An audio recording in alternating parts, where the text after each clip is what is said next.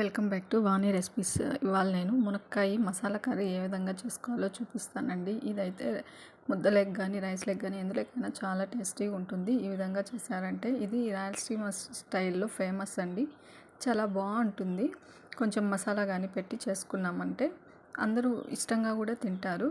Just కందిపప్పే వేసుకొని చేసుకుంటామండి ఇందులో కూడా. బట్ టేస్ట్ చాలా బాగుంటుంది. మీరు కూడా ట్రై చేయండి. ముందుగా కుక్కర్ తీసుకొని అందులో కొంచెంగా కందిపప్పును యాడ్ చేసుకొని ఒక 2 విజిల్లు పెట్టుకోవాలి. 2 విజిల్లు పెట్టుకున్నాక కొంచెం చింతపండు నానేసి పక్కన పెట్టుకోవాలి. ఇప్పుడు చూడండి మసాలా రెడీ చేసుకుందాము. కొంచెంగా శనగగింజలు వేస్తున్నాను. అందులోని కొంచెంగా నువ్వులను కూడా యాడ్ చేస్తున్నాను.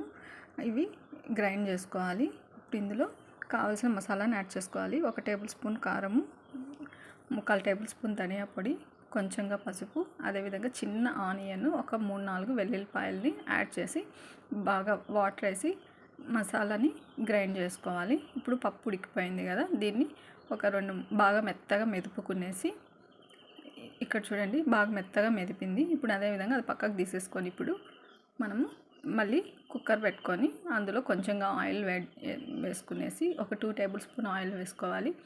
అది వేడెక్కిన తర్వాత ఇప్పుడు అందులోనే కొంచెంగా ఆవాలని యాడ్ చేసుకోవాలి. ఆవాలు ఫ్రై అయిన తర్వాత అందులోనే జీలకర్రని యాడ్ చేసుకొని కొంచెం పచ్చిమిరపకాయ, ఒక పచ్చిమిర్చి, అదేవిధంగా ఒక్క రవ్వ ఆనియన్, టమోటా యాడ్ చేసి మునక్కాయలు కూడా యాడ్ చేసుకొని లో ఫ్లేమ్లో పెట్టుకొని బాగా ఫ్రై చేసుకోవాలి. ఫ్రై చేసుకున్న తర్వాత అప్పుడే గ్రైండ్ చేసుకున్న మసాలాను కూడా ఇందులోకి యాడ్ చేసేసుకునేసి ఫ్రై చేసుకోవాలి. ఇప్పుడు తగినంత సాల్ట్ని యాడ్ చేసుకోవాలి. ఇది లో ఫ్లేమ్లో పెట్టి బాగా ఫ్రై అయిన తర్వాత మసాలా అంతా మీరు విజిల్ పెట్టుకోవాలంటే ఒక విజిల్ పెట్టుకోండి, లేదా అలానే కొంచెం వాటర్ ఎక్కువ వేసుకొని ఒక 2 గ్లాసులంత వాటర్ వేసుకొని మునక్కాయలు ఉడికేంత వరకు ఉడికించుకుంటే దగ్గర పడేంత వరకు రెడీ అయిపోతుంది. నేనైతే ఒక విజిల్ పెట్టుకున్నాను, టైం ఉండదనేసి. మీరైతే అలా కూడా ఉడికించుకోవచ్చు. ఇప్పుడు చూడండి రెడీ అయిపోయింది. ఇలా మునక్కాయ మసాలా గ్రేవీ రెడీ అయిపోయిందండి. మేమైతే రాగి ముద్దలకి రైస్లకే తింటాము. ఇదైతే అందులోకే బాగుంటుంది.